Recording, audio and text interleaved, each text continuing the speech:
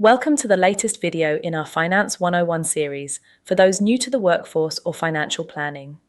It follows on from another video in the series titled Introduction to Asset Classes, which you may find helpful to watch first.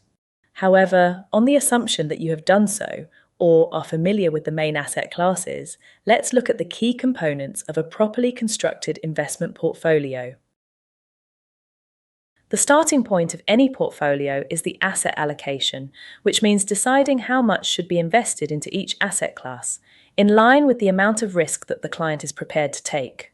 For example, for those with a higher risk tolerance, such as a younger client who has many years before they might need to access their money, we might allocate more towards equities, which offer a higher potential return but come with a higher level of volatility. By contrast, for clients less able or willing to take risk, perhaps because they are nearing retirement, we might invest more into bonds, which are lower risk, and cash for stability. Having decided how much to invest in each asset class, we need to fill each allocation with suitable investments. We use funds within our portfolios, effectively appointing an expert manager to each part of the portfolio. Some companies buy the investments directly themselves, but that requires the portfolio manager to have expertise across all asset classes, geographies, and styles, something that, in our experience, is incredibly rare.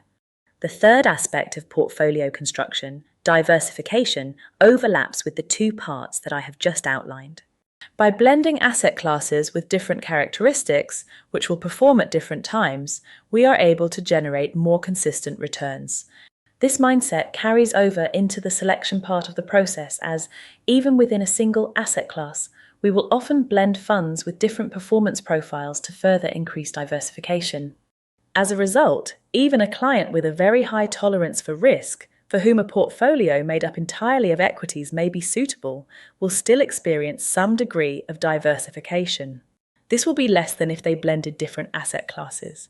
However, by investing globally, across different geographies and investment styles, we can still help to smooth returns to some degree.